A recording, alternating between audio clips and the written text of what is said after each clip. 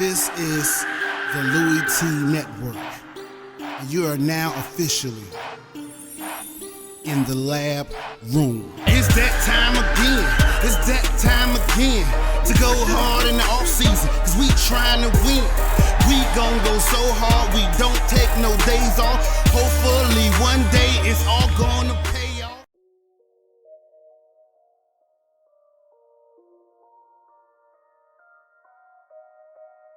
Who else could it be but me, your me, Louie T? Welcome to the 2017 NFL Draft Wrap-Up Series, where your man Louie T aims to break down all 32 teams in the National Football League's 2017 NFL Draft using our baseball grading scale: single, double, triple, home run. There are no strikeouts here in the Draft Wrap-Up Series, because we cannot tell how these players are going to pan out, and I don't want to discount any of these young men before they get their chance in the National Football League. And so we will get a score for each and every player selected in said team's draft. We'll apply bonuses when necessary, tally up all of the scores from those players, divide by the number of picks, which will then yield us an overall grade for that team's draft. We'll then move on to the next team in the series draft using the you pick format, or as I like to call it, the up format. Simply be the first to leave a comment in the comment section of this and future videos stating two things: the phrase next and the team you'd like to see next. Really simple process. Just got to give me two things: the team and the word next. So simple instructions. Some examples would be Eagles, next, Eagles, Philly, next, Philly. You get the drift. It's really simple. And you guys have done a really good job this year of getting that done.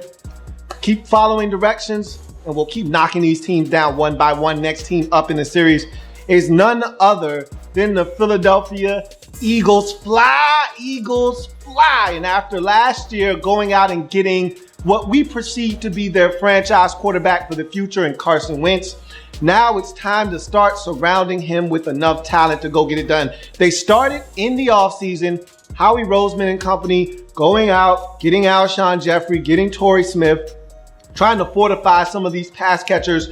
In this draft, you're going to go out, you're going to get more guys. The secondary was atrocious last year, so you're going to need to fortify the secondary. You're going to need to get after the other team's passer. So what do? You attack that aggressively in this draft. And oh, by the way, while you're at it, grab a couple more pass catchers for your young quarterback. So this was an intriguing draft to see how the Eagles would attack it and what they thought were some of the biggest areas of weakness, and were they going to be aggressive in going after it. It was no secret they struggled in the pass game last year with the ability to stretch the field vertically. They did not do that very well a season ago. Neither did they stop the passing teams from stretching the field vertically against them. And so that was going to be a point of emphasis you would like to have thought. And to see how they attacked this draft, I thought they did a really good job of surrounding their young, talented quarterback with some weapons for the future, and also fortifying the other side of the football defensively to try to help them get better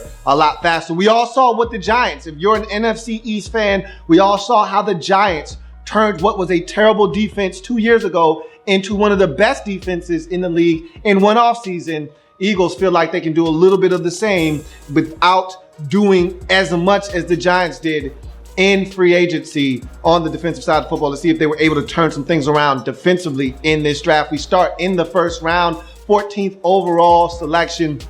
Tennessee volunteer edge rusher Derek Barnett is the pick. This is a guy that I broke down in the Draft Prospects 101 series. So if you're looking for a thorough breakdown of Derek Barnett, among others that I was able to get to prior to the draft taking place, please, by all means, check that out. Go to the Draft Prospects 101 series located on the Louie T Network. In the playlist section, all the videos are there. Help yourself. Binge watch as many of them as you would like. But I will say this about Derek Barnett. This is a guy that left Tennessee as the most prolific sack getter in the school's history, passing Reggie White in the final game of his Tennessee career. This is a guy that can get after the quarterback. I'd like to see him drop a few pounds, maybe become a little bit quicker. But one thing's for sure, he understands leverage. He understands how to use his hands. He understands how to get to the quarterback. And that's exactly what the Eagles need off the edge, a guy like Derek Barnett. And again, you struggle in the secondary, and everyone wants to point to the cornerback and the safety positions. Obviously, those are glaring needs, but you know what can lighten the load of the secondary? A guy that can get to the quarterback consistently. Derek Barnett may be that guy for the Philadelphia Eagles moving forward. We will see. That's what they drafted him to be. We'll see if he turns out to be that guy for them or not. First round, 14th overall selection. Tennessee volunteer edge rusher Derek Barnett is hit hard. He's hit deep. Out of hit. It's a home run for the Philadelphia Eagles in the first round, getting a pass rusher, a badly and sorely needed pass rusher in the form of Derek Barnett. You go to their second round pick, and this was a big one. This is a guy that a lot of Eagles fans wanted their team to select in the first round prior to the injury. I'm talking about Washington cornerback Sidney Jones, a guy that would not have been here in the second round if not for the injury. Second round, 43rd overall selection for this Eagles football team. Let's talk about him. Height and length are his first pros. This is a guy at 6 feet, 186. Has the requisite height you're looking for, has the length also to match. I thought, to me, before the injury, I thought he was the best corner. And if you're just talking off pure skills, I thought he was the best corner in the draft. If you're going off of the eyeball test, watching him at Washington, he reminds me a lot of Marcus Peters, but he's a little bit longer than Marcus Peters is. But same tenacity, same ball skills, got a little bit of an edge to him. Not a head case like Marcus Peters per se, but a lot of the good qualities that you get with Marcus Peters rubbed off on Sidney Jones. So the height and the length, to me, are a good combination for today's NFL. Athleticism, 4.47 40, which is more than enough to get it done at this level. You're talking about a 10-2 broad, so a guy that shows a little bit of explosiveness, that gives you the ability to leave the ground when necessary to go and get the football, or at least keep it away from the receiver. Again, have to be able to climb the ladder in today's NFL with all of these behemoths at the receiver position. You got to be able to climb the ladder, and there are many plays and many instances of Sidney Jones doing exactly that, climbing the ladder, using his frame to keep the football away from a receiver. Physicality. I think his jam at the line of scrimmage may be the most aggressive and most effective of any player in this draft. And he's not afraid to tackle. He'll get in your face. And I love his physicality. To me, he's the type of guy, and I said this to myself watching him and I couldn't stop laughing. He's the kind of guy that's going to get in your face and tell you what you had for breakfast, okay? He's the type of guy that's right here in your face, deleting the airspace, and he's like, peanut butter, jelly, onions, wheat bread, bananas. What the hell did you have for breakfast, man? I mean, he can sniff it all, because this is the type of guy that in press coverage, I've never seen a guy that get this close to a receiver without being offsides in press coverage. And he's not one of these guys that's going to get that close to you and then bail at the snap. Oh, no, no, no, no. You better prepare yourself for a fight at the line of scrimmage. Once he gets that close, he's either going to chuck the hell out of you or he's going to badger you for those 5 yards that he's able to molest you for and really throw off the timing of your route. So his physicality, undeniable when you watch him on tape. Eyes are disciplined and his feet are in sync and movement skills are in sync with his eyes. Does a really good job of once he gets into his back pedal or he's doing that sideward shuffle while he's eyeing the quarterback, he's also eyeing the receiver. So he's got a really good feel of where everyone is, keeps the action in front of him. He's never that far out of a play where he can't make a play on the football to where he panics and doesn't locate ball.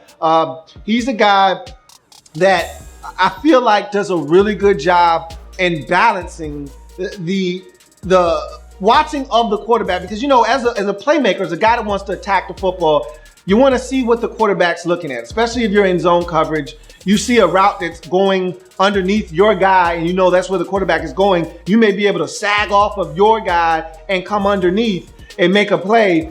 There's a fine line that you walk as a cornerback between watching the quarterback and keeping your responsibility in front of you and eyes on your responsibility. Okay, you're playing cover 3, nothing cheap, nothing deep. You don't want to let any verticals get behind you, but at the same time, if you can cheat and snuff out a route, let's say there's an outbreaking route coming to your side and the guy that was coming into your zone is running a post, you may be able to sag off that post if he's running towards the safety, undercut that out route, get yourself a freebie. So there's a fine line you work because that post could turn into a post corner and all of a sudden you were being nosy, you just got. Now there's a 40-yard play over the top of your head. So he does a really good job of balancing the two. It's a really fine line. It's a balancing act as a cornerback, paying attention to your responsibility, but also kind of keeping that third eye. And I think corners have to have that third eye to watch the quarterback a little bit to see what he's thinking, to see if he can't take you to the football and give you an opportunity to make a break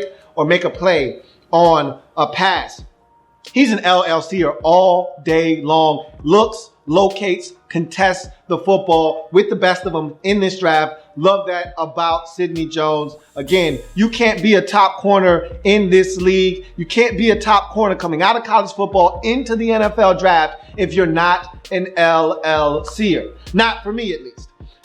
Understands route concepts. He does a beautiful job of seeing what's going on in front of him and breaking on it, because whether it's tape and film study or just knowing what teams like to run in conjunction with each other, he sees the combinations of routes, is able to undercut them, able to break on them, able to make plays. And again, football is pretty simple if you do your due diligence, if you do your homework, if you study, you know what teams are trying to do to you, okay? As a defensive player, probably the best thing you can do is understand what the offense is trying to do to you.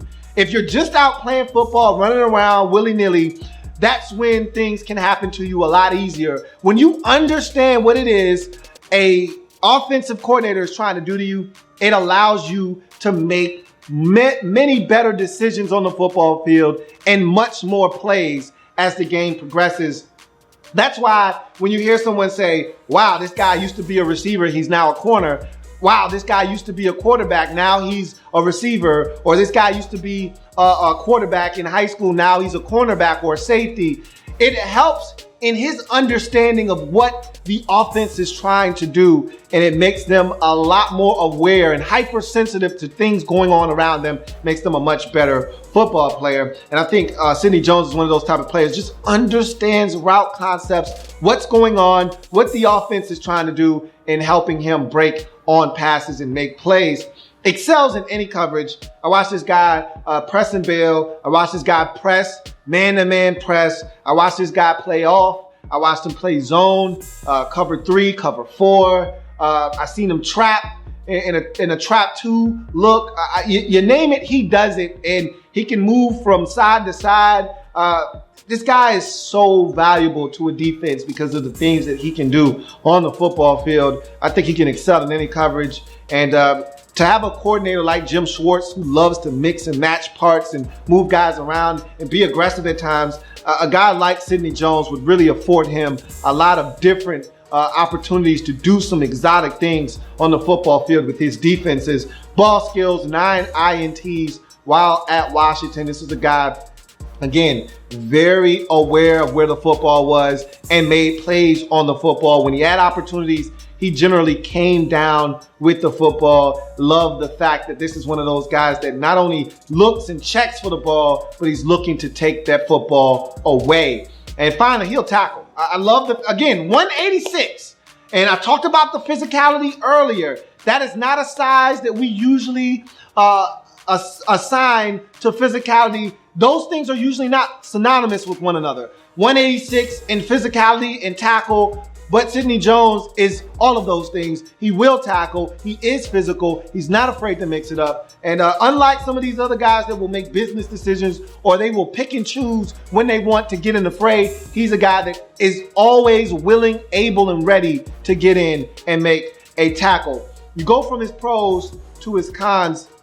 To me, he can be out-physicaled at the line of scrimmage. I told you, he loves to come up and press, get in your face, and molest wide receivers. But what happens when that 186-pound frame bites him in the ass? What happens when that receiver across from you is 215 pounds? What happens when that receiver is 209 pounds and he's 6'2" and he's bigger than you? Like it did against USC when I watched Juju Smith-Schuster just manhandle him off the line of scrimmage, push him out of the way, and win on third down repeatedly on the first possession of the game.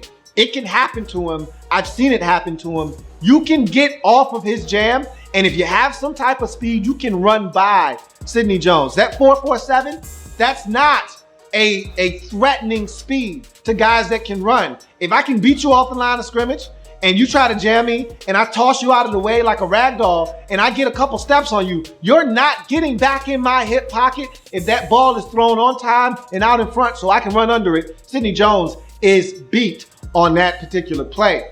Long distance speed is the next con.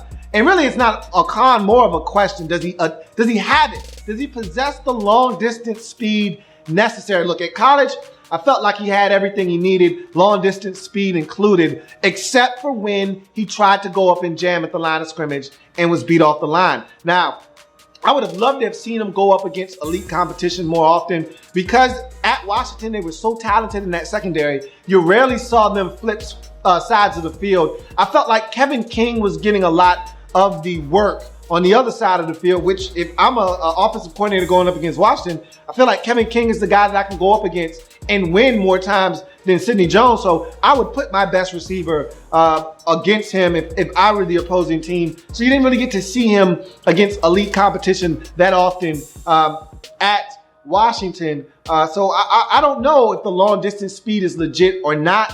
We're going to find out together at the next level. And finally, of course, the biggest con for him is the torn Achilles at the pro day. This guy was on track to be one of the first cornerbacks taken off the board. I misspoke when I said he was the best cornerback in the draft. Marshawn Lattimore, for me, was that guy. Sidney Jones was a close second, just because I feel like Marshawn Lattimore's measurables are a little bit better. Speed is better. Length is better. And also, he weighs a little bit more. So I felt like those things were a little bit more impactful. But if you're talking about from a physicality standpoint, Sidney Jones to me is better than Marshawn Lattimore, but both of these guys would mix it up with you. Sidney Jones to me was on track to be one of the first corners, and you saw how the board actually shook out. We didn't get a corner off the board until 11 with the Saints with Marshawn Lattimore. I don't think Sidney Jones would have been that far behind. As a matter of fact, there were rumors out there that the Eagles would have taken him at 14 had it not been for the torn Achilles at the pro day, had he been on the board at 14 at the time of their selection. So that torn Achilles changes things. And unlike an ACL, where you kind of know, like Tommy John surgery in baseball, you kind of know, okay, he's going to be just fine, maybe even better than he was before. Achilles are a little tricky. They take longer to come back from. You don't know if you're ever going to be the same player or not. Even though I feel confident that the Achilles surgeries are starting to come along a lot better, there'll never be an exact science like an ACL injury where you just put it back together or take a graft from somewhere else, attach the tendon, and keep it moving. Achilles are a little scary, and you're a lot more susceptible to doing it again once you do it the first time. So I'm a little nervous about the Achilles being torn, but if he comes back anywhere near the player that he was before, you got yourself a steal in the second round. But because of the uncertainty surrounding that, and he's on track to come back, and I think he's going to start on the PUP list, but he may be able to come back and help the Eagles this season after the first 6 weeks off the PUP list. So we'll see what happens with Sidney Jones.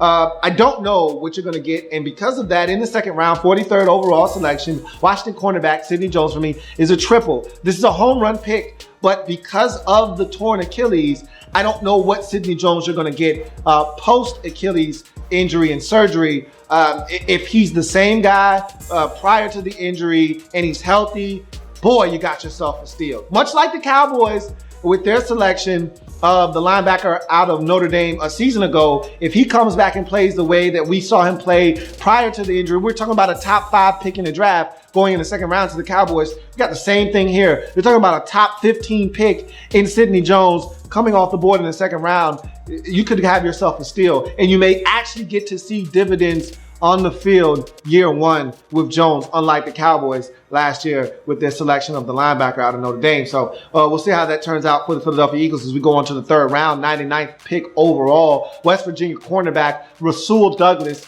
is the selection. This is a guy that fits today's NFL cornerback in terms of size. 6'2", 209 is where we start, size and length. All right, you're talking about a guy with almost 33-inch arms. He's 6'2", tremendous ball skills.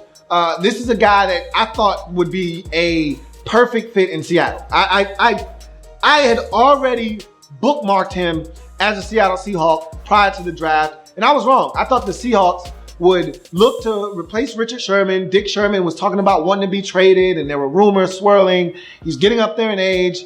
I thought this was the perfect guy to go out there and really supplant him because he looks just like Dick Sherman. He plays just like Dick Sherman. And I felt like this was a guy that could come in there and fit right into that cover 3 scheme run by the Seattle Seahawks. But the Eagles took him, and this is a phenomenal pickup. Let's talk about him. That size and length is his first pro, 6'2", 209, almost 33-inch arms.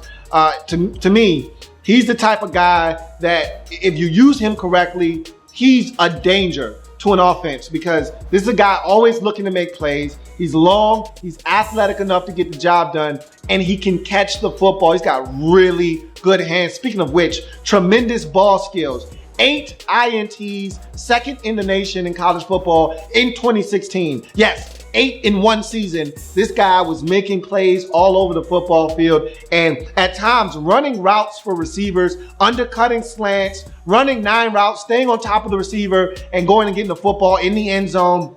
This guy's phenomenal when it comes to making plays. And if you make a mistake around him, you will pay for that mistake. There are no second chances. There are no do-overs. You make a mistake around Rasul Douglas, you're getting a pick. And it's a turnover, and he's going to make you pay for it. Outstanding zone coverage ability, and he also does a tremendous job of keying quarterbacks' eyes. You don't get 8 interceptions without keying quarterbacks' eyes. And again, the best way to do that is zone coverage because you get to see everything. Everything is in front of you when you're in zone coverage. The receiver's in front of you, the quarterback's in front of you, and you can eyeball both of them. And when you are as aggressive as Rasul Douglas is, you get to make plays on the football when you're in zone coverage, and he takes full advantage of being able to see everything, including the quarterback and where he's thinking about going with the football. Good recognition of route concepts and combinations, much like Sidney Jones, who you took in the second round with the previous pick. This is another guy that seems to really understand route combinations and concepts as to what the offense is trying to do to them.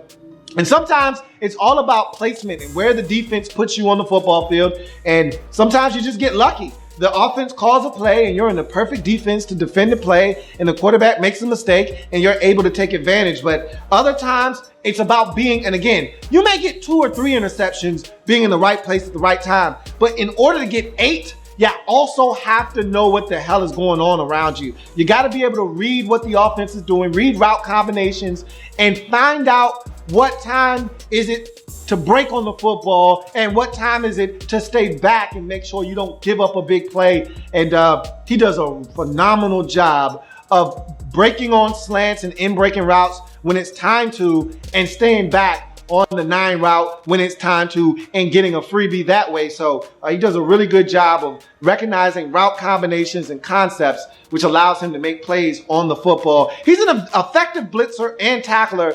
Again, at 6'2", 209, I would like to hope that you're physical enough to go in there and tackle and mix it up. He's looking for work. He'll come downhill. He'll look for work. He'll be that 8th defender in the box when there's no one on his side in terms of a receiver. He'll come down and he'll attack the line of scrimmage. He'll attack that tight end and he'll try to make a tackle in the backfield. He's very aggressive. But also at West Virginia, they blitzed him off the corner. Now, you don't see that a lot in the NFL. However, on the short side of the field, when he's got quick access to the quarterback, they would send him, and I felt like he was a tremendous and a very effective blitzer off the edge at the cornerback position. And finally, he's a playmaker. Last but not least, when you get 8 interceptions in 1 year, when you take one of those back to the crib, you're a playmaker. You're a guy that's always around the football, making plays for your team. And I think that's what the Eagles sorely missed a season ago, is a playmaker in that secondary.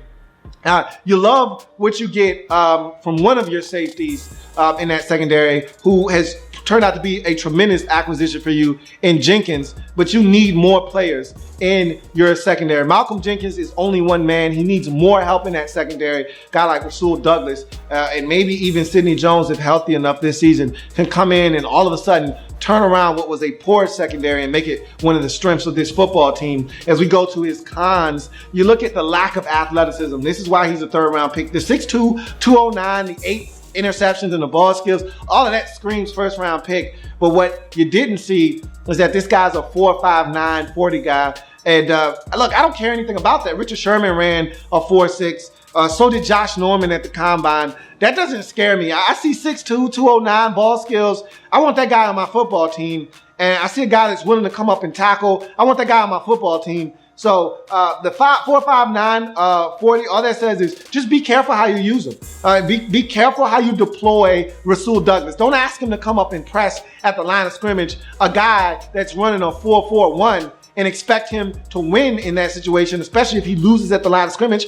Put him in situations to succeed. If this guy's playing cover 3, he's going to be a menace because he's going to allow himself to stay on top of that receiver. He's going to allow himself to see the quarterback, and he's going to break on some passes and make some plays. You ask him to play sticky man-to-man coverage with no safety help, you might be asking for trouble. And that's all that means to me. His feet and back pedal aren't superior. I think in his back pedal, he's very high at times, which causes him to lose a step, and he's not as fast when he's driving and planting on the football. His turn and transition from back pedal to full out sprint isn't the cleanest. So these are all things that just him being so tall sometimes, I think he can just work on some technical things there, maybe get a little bit better, stay lower in his back pedal. I think that would help him in his transition from time to time. And he can't afford to get behind receivers. I think I pretty much spoke to that with the 4.59 40.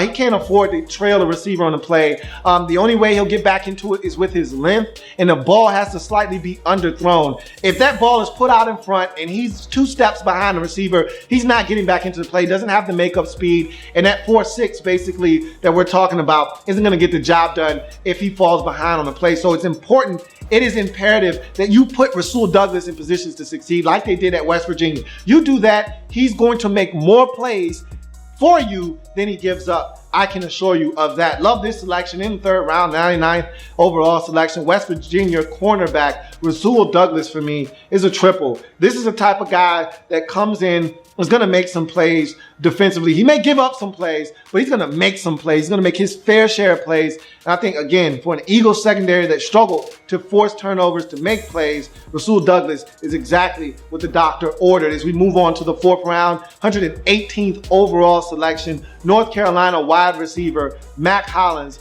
is the selection. 6'4", 221 pounds is where we start. Height, weight, speed specimen. That's the first pro. A guy that can run. He can flat out pick him up and put him down.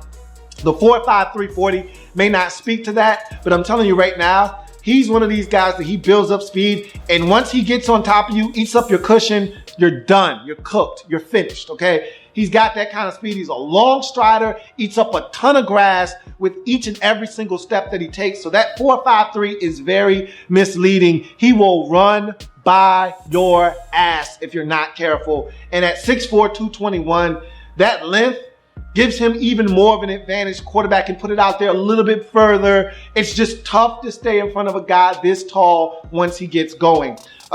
Huge catch radius. I don't have to explain that to you. The guy's 6'4", and he's 221, and he can leap. He can get up. He was a high school high jumper. This guy can jump. He can run. The catch radius is off the charts. You saw it at Carolina. They could throw it up to him. He would go and get it. So this is a guy with a tremendous catch radius. He's got solid hands. They're not the greatest, but they're not terrible. He prefers to catch the football with his body, but he can catch it with his hands. His hands are okay. Vertical and intermediate threat. I saw him win on his fair share of intermediate routes, the dig routes, the skinny posts, the slants down the field. He made a living feasting on defenses in the middle of the defense, running those intermediate routes, but he really made his mark on the deep routes, the deep posts, the 9 routes down the field off a play action fake, where guys would underestimate his speed because he's a big receiver, and he would just flat out run by guys. And so he is definitely a vertical threat. This guy averaged over 20 yards a catch. And this is one of those guys that made big plays time and time again. He's a yakster, or the type of guy that I told you, he builds up speed. So let's just say he's running a slant, okay? And he catches the football at 12 yards, and that corner is slightly behind, and that safety has an angle, but he's not there yet. If he's in full stride and Carson Wentz puts it in front of him and he catches it in stride, don't think for 1 second he will not pull away from that corner, and that safety's angle will get eaten up and he'll be off to the races. That's where he's a yakster. He's not the type of guy that's going to shake anybody out in space, but if he catches a comeback, he's the type of guy that will put the stiff arm out there, long arms, extend, keep that defender at bay, pick up a couple of extra yards. But where he does his damage after the catch is catching the football in stride and continuing to eat up huge amounts of grass with his long strides. Red zone target, 20 career touchdowns at North Carolina. Check this out. Only 71 career catches. You're talking about a guy that averaged a touchdown every 4 catches or so. Less than that, okay? You're talking about a guy that once every 3.5 catches or so was a touchdown for this guy. So very impactful. He's a red zone target. You can throw it up to him. And I'll give you an example. You always hear 6'4", oh, you can just throw up a jump ball to him. How about this, though? Against Florida State, he runs an out route, okay? Right by the end zone, right around the 4-yard line, catches the out route, then turns his body, and because he's 6'4", with long arms and legs, dives from about the 3-yard line, extends the football, touchdown, okay? It doesn't take much for a guy that big to become a red zone weapon outside of the end zone, because all he needs to do is get the football to about the 3 or the 4-yard line, dive and extend, and the guy's in the end zone. So he's a big-time red zone target, not just for jump balls and fades, but just a guy to get it to who can extend and get that football into the end zone. Back shoulder fades, all of those things are within play with a guy like Mack Hollins. And finally, probably his biggest attribute outside of just being a deep threat down the field, special teams demon. This guy was one of the best gunners, a premier gunner in college football. He's also one of the best blocking lead blockers on punt returns. There's a reason why North Carolina was one of the most prolific teams in the punt return game. Mack Hollins blocking guys and being effective on that side of things. And then also, he's a guy that gets down there and makes tackles on kickoffs. So this is a guy that's going to help you on, again, if you get nothing else out of Mack Hollins, nothing as a receiver, Mack Hollins will come in and be a Kasim Osgood type of player on special teams. He will win on special teams. He will turn into a Slater from New England who's in the Pro Bowl every single year because of his special teams prowess. That's what Mack Hollins will be at minimum if he does nothing for you as a receiver as you go on to his cons.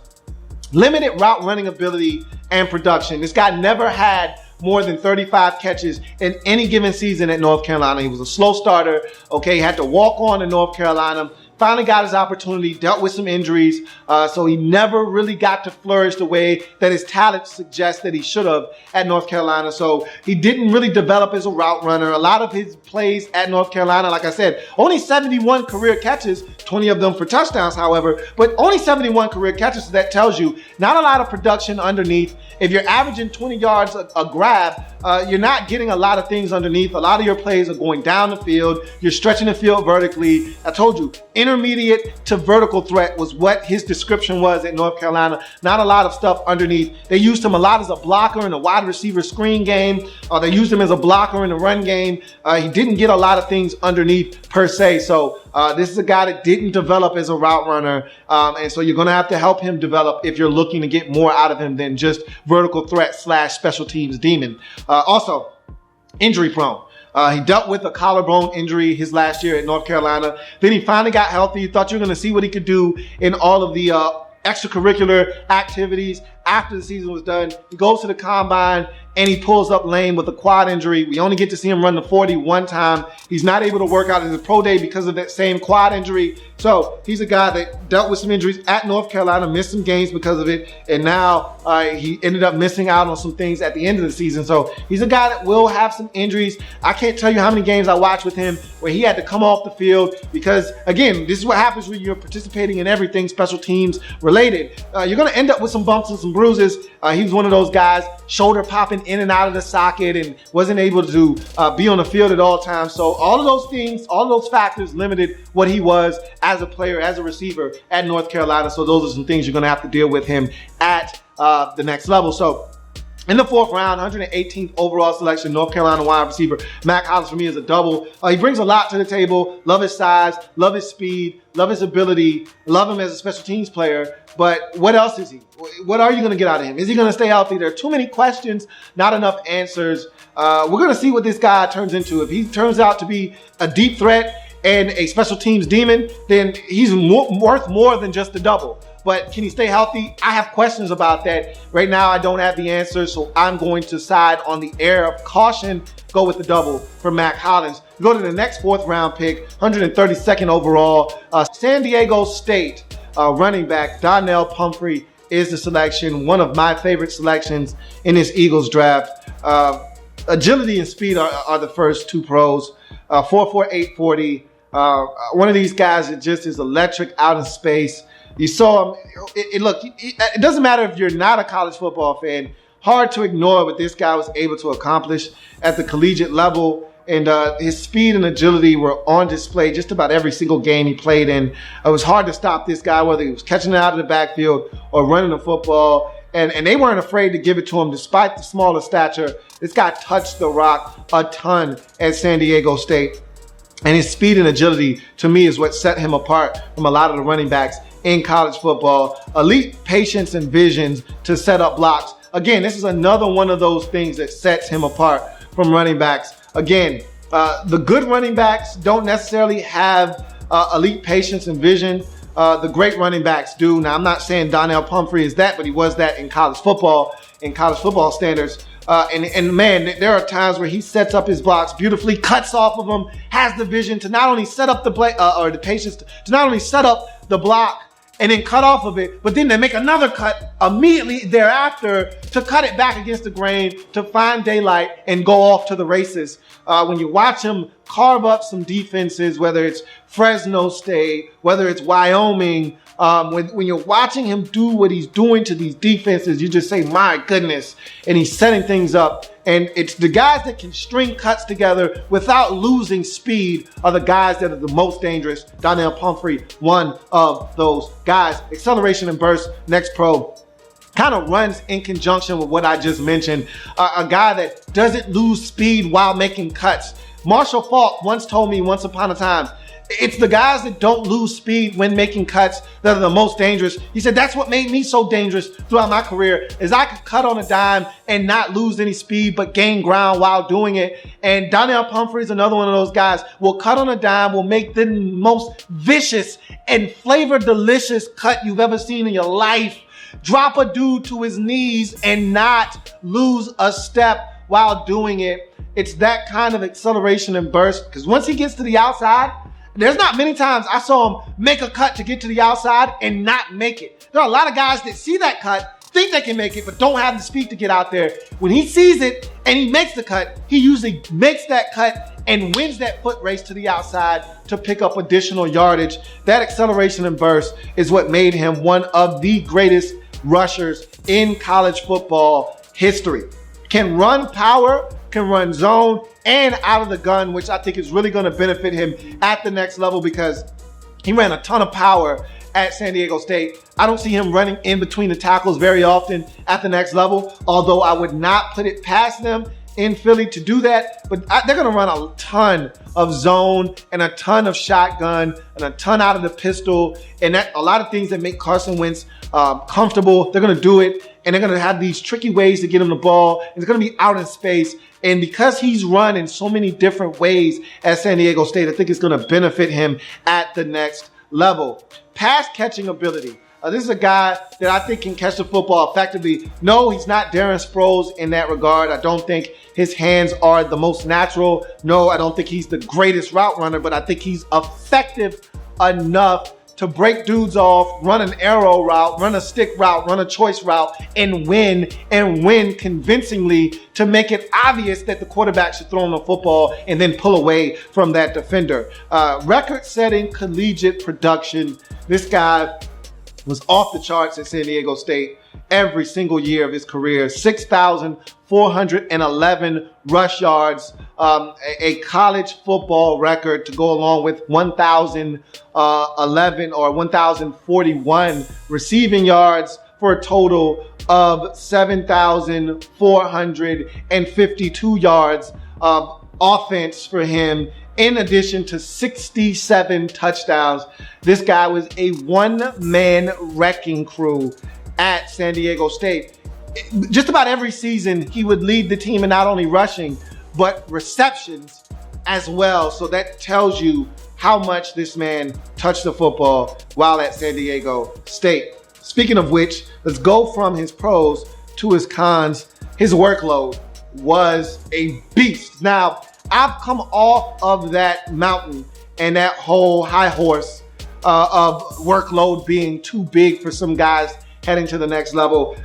One thing I figured out is these are young men, and the body is so regenerative and so recuperative when you're young. So you can get over having 349 touches in one season like he did at San Diego State, and over 300 touches in back-to-back seasons, mind you, while at San Diego State. Like I said, they fed him the rock over and over and over again. But once I saw Le'Veon Bell, who I thought was overworked at Michigan State, come into the league and tear it up the way that he has, I'm not so much as a detractor of workload, but it is something to mention. There are a lot more tread off of his tires than the standard guy that shared the load in college at the running back position. His size obviously is a con.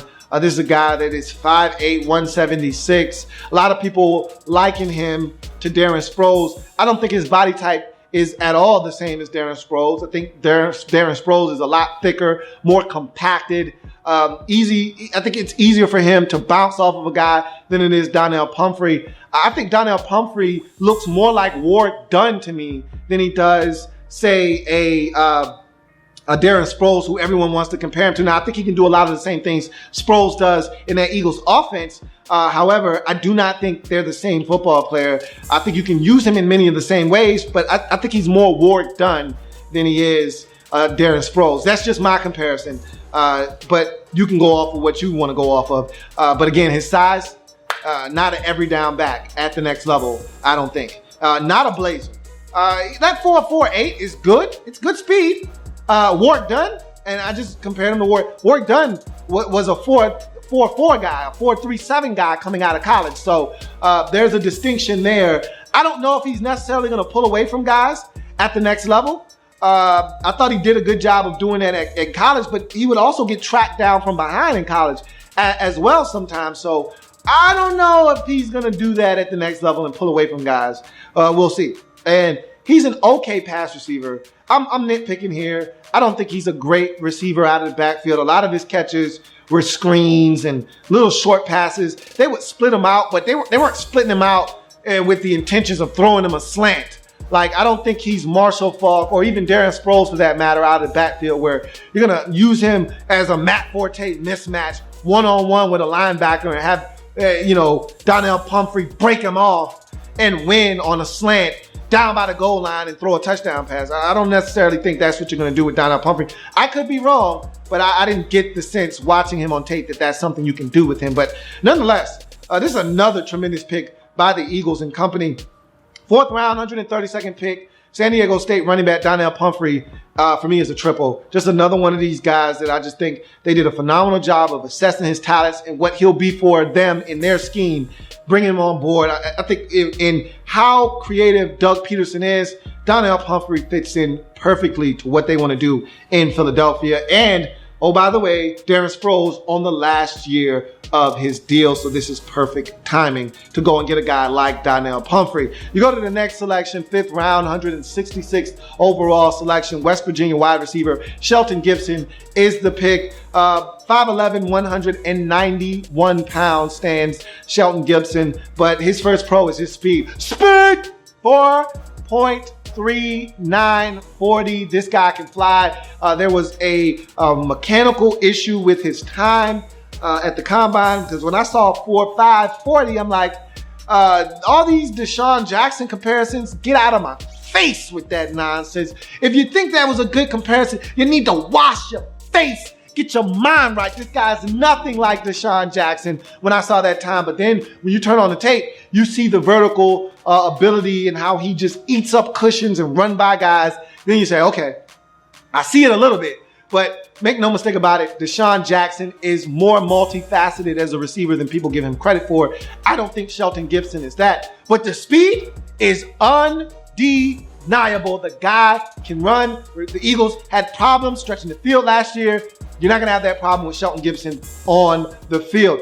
Elite ball tracking skills. If there's one area that he does remind me of D-Jax in, this is it. Because I think D-Jax is way faster than him. D-Jax has better hands than him. D-Jax is a better route runner than him. D-Jax is way better than him in every facet of the game, including special teams. However, if there's one area that Shelton Gibson, to me, is comparable to a guy like Deshaun Jackson in, it is ball tracking skills. Shelton Gibson tracks the football over his shoulders like nobody's business. And again, Deshaun Jackson, to me, one of the best in the business at going and getting the football over his shoulder and adjusting to the football late as it is just coming to him and allowing him to separate from the defender and not giving the defender an idea as to where the ball is coming. Shelton Gibson does the exact same thing. I think he tracks the football over either shoulder as well as I've seen a college football player do it in quite some time. True vertical threat is the next pro. You're talking about a guy that averaged over 23 yards a catch over the last 2 seasons. His main purpose and sole goal each and every single game for West Virginia was just to run the 9 route. Okay, just get deep on a vertical route, whether it's a backside bang 8 or it's a vertical 9 route. Just beat the defender. They think you're slow. They don't know what they're in for. They're miscalculating your speed. Whatever the case may be, if I'm the quarterback, and you saw it on tape, he would take 3 steps, 5 sometimes, back foot hit the ground, and he would just let it rip. And Shelton Gibson would already, at the time of the release of the football, would already be 2 full steps behind the cornerback. And by the time he caught the football, a full 4 or 5 steps beyond the corner. His vertical ability is second to none. John Ross, obviously, with the speed that he possesses, but Shelton Gibson is one of the elite vertical threats in this draft class. He can go and get the football with the best of them. Special teams value. He returned kickoffs for the Mountaineers at West Virginia. I don't think he's that great at it, to be honest with you. I don't think he has the wiggle, doesn't make guys miss. I think his speed is some that builds up. I don't think he's a 2 steps full acceleration guy. So I don't think he's great on special teams, but I mean, if that's something you want to utilize with Shelton Gibson, by all means, be my guest. You go to his cons, he's a body catcher, doesn't have great hands, and you'll watch him on tape catch just about everything with his body. He's not confident catching a football with his hands. He much rather catch it with his shoulder. He much rather catch it with his chest and his breastplate. He much rather catch the football with his face mask. He's not comfortable catching the football with his hands. He's a one-trick pony, finally.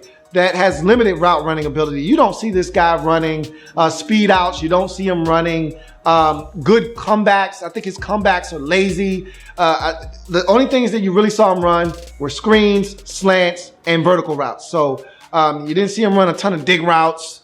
A lot of his routes are rounded off. He needs a lot of technical work as a route runner. And when you're that good as a one-trick pony, it's hard to ask the offensive coordinator to not run you off on some vertical routes and see if we can hit some big plays and get the game kind of kicked into gear with a guy like Shelton Gibson. So he's got a lot of work to do as a receiver. If you're looking to get more out of him other than the deep ball, then you're going to have to work with this guy. To me, you're going to allow him to learn from Torrey Smith. Torrey Smith's a similar receiver, one-trick pony. To me, Torrey Smith is a guy that takes the top off the defense and not much else. Shelton Gibson looks like the same exact receiver. We'll see what happens for him at the next level. But in the 5th round, 166 overall selection, West Virginia wide receiver Shelton Gibson for me is a double.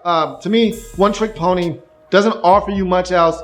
I think teams are going to have to game plan for him if they use him correctly, but he's not a guy that does a lot more on the football field, and I don't think he's going to be great for you on special teams either. So we'll see what he brings to the table for the Eagles as we move on to their next 5th round selection, 184th overall pick. Nebraska safety Nathan Gary is the pick. Size and athleticism, I've always had a thing for Nathan Gary's game at Nebraska. He's just one of those guys that he shouldn't start on your football team, but to me, he's one of those guys, an ace in the hole type of player where he's on the back end of the roster. He's going to play special teams. He's going to hustle. He's going to be physical. And if need be, if you got a couple of injuries at the safety position, he'll step in. He'll do his job. He'll do it admirably. And you feel like you're getting as much as you can get out of this guy each and every time you call his name and number. Size and athleticism, 6'2", 218, great size for the safety position, 4'5'8". He can run. He's very tight-hipped, takes small, choppy steps. We'll talk about that a little bit later on, but make no mistake about it, he can move when he's on the football field. Solid route recognition. I think he does a really good job.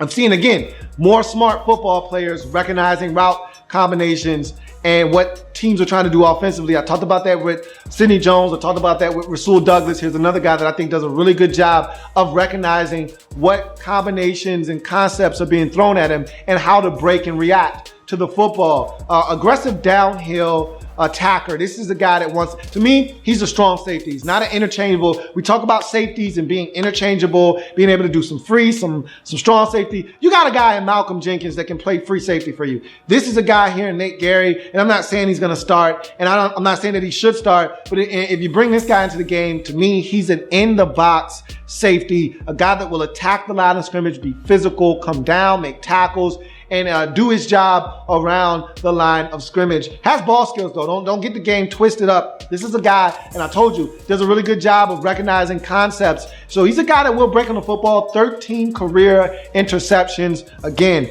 he's making plays on the football, and he's one of those guys always around the football. When these guys, like I said, back into the roster, you'll want them on your team though. These are the kinds of guys, they're unheralded, unsung heroes of your football team. Every team needs a Nathan Gary on their squad. This is the type of guy, forces fumbles around the football, ball gets tipped in the air. Who you think gonna pick it off? Nathan Gary. Okay, he's one of those guys that's just around the action. Physical around the line of scrimmage. I already talked about that, being an aggressive downhill attacker, but let me re-emphasize that this guy is aggressive, he's physical, and does his best work around the line of scrimmage. Takes good pursuit angles to the football as the next pro. One of those guys that I think, because he is deficient in other areas, must take good angles, and he does take good pursuit angles to the football. And he's got some versatility to him. He's a guy that can play over the slot. I wouldn't ask him to do that too often, but he can and will be effective in that role at times. I think he can really serve as a nickel linebacker, be physical, stay around the box. Like I said, 3rd and 5, something short to intermediate. I think he can be an enforcer. 3rd and 3, not sure if they're going to run or pass. I think Nathan Gary's your man for the job there. And then strong safety. Like I said, don't want him too far away from the line of scrimmage. I don't want him acting as a single high safety. Don't think he's loose enough to be able to turn and run and get to the football effectively enough. But as a strong safety, coming down in hook zones, being aggressive around the line of scrimmage, I think Nathan Gary can do that in a reduced role. And also special teams. As you go on to his cons, he's too tight-hipped to be a single high free safety. He takes small, choppy steps. That's another con. He has really short strides. So it takes him a long time to eat up that grass that you need him to. And he's tight-hipped. He's a muscle-bound guy. So he's tight everywhere. He's a tightly wound athlete.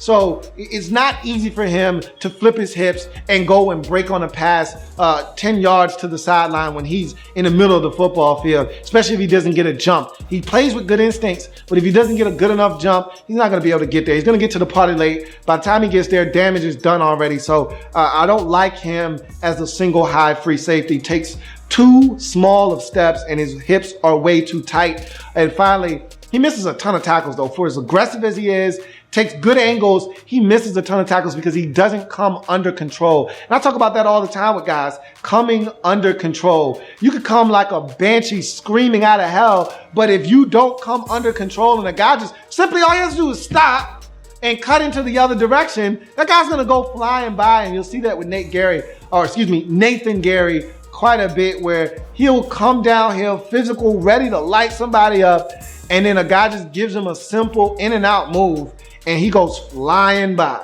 And so that's something that he's going to have to clean up as well if he's going to be on the football field for the Philadelphia Eagles in a Jim Schwartz coach defense. But one thing's for sure, he will get to the football. He will be physical. He will do some good things. And like I said, just the type of guy that I feel like every team needs, a physical, reliable defender that's going to give you everything he's got when he's on the field. In the 5th round, 184th pick overall, Nebraska safety Nathan Gary for me is a double. Really solid pick here late in the draft. A quality guy. Reminds me a lot of the Redskins safety Reed Doughty. Now, Nathan Gary is much more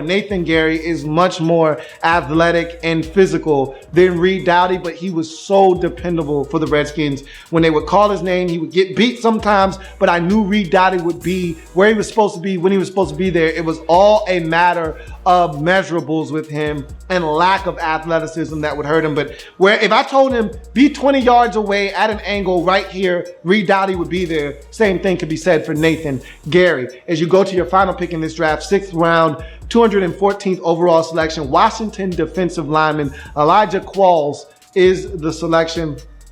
6'1", 313 pounds, and that 313 pounds is way down from where he was during the season. We'll talk about that a little bit as we transition to his size as the first pro. He's a big man. Big man. And if he can stay at 313, you got yourself a ball player. A lot of people thought he was too heavy. I think he was playing up around 325, 330, 335.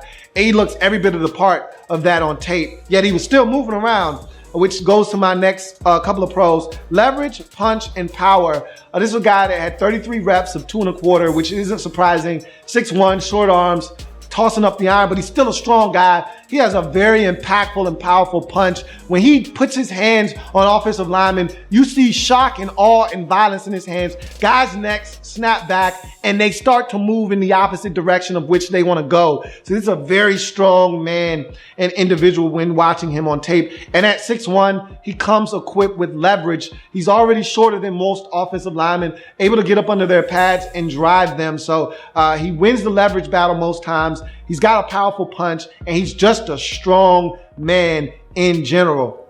Athleticism. Now, what you don't usually associate with a 6'1", 325, 30-pound guy, like I said, 313 is where he should be. He showed up in shape at the combine. You hope he stays that way. You don't normally associate athleticism.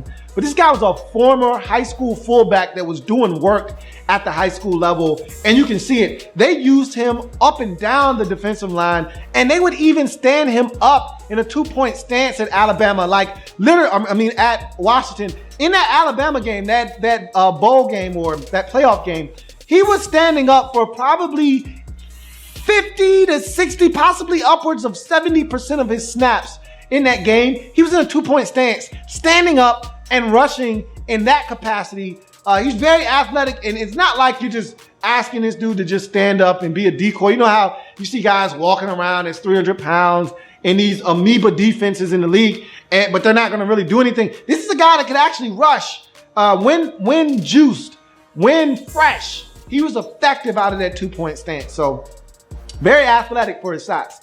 He's a versatile guy, can play the nose, can play the 3-tech. I think he's a guy that stood up, like I said, as an edge rusher, but he wasn't really asked to rush. He was more likely looking to take up blockers and eat up space. But nonetheless, they asked him to do a bunch of stuff. Versatility was on full display at UW. Takes on double teams and can two-gap is the final pro. This is a guy that eats up double teams, eats up a ton of space, and is allowed to two-gap, man. I mean, wherever he is, he can control that gap and the gap immediately next to him. So this is a guy that can absolutely take up a ton of space and two-gap for you in your defense. And I think he's more suited to be a 3-tech in this Eagles defense than a true nose. So I love what he brings to the table in terms of versatility as we go to his cons. Endurance and work ethic. A lot of people question his work ethics, say that he needs to, one, keep the weight off that he took off during the combine. He needs to keep that weight off. I agree. But I also think that his endurance and the work ethic or lack thereof on tape, because when he was tired, you got nothing from him. I thought they overworked him at Washington. I thought they asked him to do too much. I thought he was on the field for too many snaps. I don't know if they didn't have a good enough rotation that they felt confident in. I just thought he was on the field way too much. For a guy his size, as big as he was, doing as much as he was doing, I just thought they asked too much of him. He didn't get enough of a break. And because of that, you saw a guy that looked lazy on tape at times where, in fact, I think he was just gassed and being asked too much of. But we'll see if there's a true work ethic issue or not at the next level. I think they're going to really scale back the number of snaps for this guy and have him in a rotation if he's in fact able to make this Eagles roster. He's late off the snap. To me, it's, again, some of that may have to do with him being fatigued and gassed, but I thought he just was off the snap late. I mean, all of his mates would get off the snap and he would just be getting off the ball. I think he needs to do a better job of either looking at the football or just being able to go off a first movement. He's got to do a better job of getting off the snap, though. He can't be that late off the snap. He's not good enough as a rusher or an athlete to be able to get off the snap late and still affect the play. And finally, the production doesn't meet the talent. This guy was blessed with some talent. I don't think that he got the most out of his talent at Washington, and I think a lot of it was due to his weight. I really think that if he can keep his weight down, this guy can be a lot more effective, because I saw this guy win, and there were flashes of brilliance from Elijah Qualls. At times, he would split double teams, he would destroy blockers one-on-one, get in the backfield and ragdoll the running back, get to the quarterback and make a sack. I would see him do some things where I say, wow, man, that's impressive. I need more of that, but there wouldn't be any more of that. And some of that is endurance. Some of that was the weight. Some of it may be work ethic. Some of it may be a conglomerate of all of those things. In any event, this is a guy that I think you can get more out of at the next level in the 6th round, 214th pick overall. Washington defensive lineman Elijah Qualls is a double to round out the Philadelphia Eagles 2017 NFL draft. I thought it was a tremendous draft by the Eagles. They got a lot of impactful guys that I think can help them in year one in some capacity, offense, defense, or even special teams in the case of a guy like Mac Hollins and potentially a guy like Shelton Gibson. But let's go through this draft haul for the Eagles and give them their overall grade quickly and move on. First round, Derek Barnett, home run. You then have 3 triples, which nets you a triples bonus. You then have 3 or 4 doubles, which nets you 2 doubles bonuses. You tally all of that up. It's a 28. You divide by the number of selections, 8 in all. It's a 3.5 triple for the Philadelphia Eagles in this draft. I thought it was a phenomenal haul. The Eagles are one of those teams on the rise. I don't know if people are really giving them credit for what they were able to do in the draft last year and what they were able to do in the draft this year. But if these players perform on the field the way that they look on paper, this could be a very, very scary Eagles football team in 2017 and possibly beyond. That's going to do it for the Philadelphia Eagles and their 2017 NFL Draft wrap-up. If it happens in the National Football League, whether big or small, we cover it all here on the Louie T Network. Come back and join me as I continue to break down anything and everything in the National Football League. I just got one question for you. Who's next?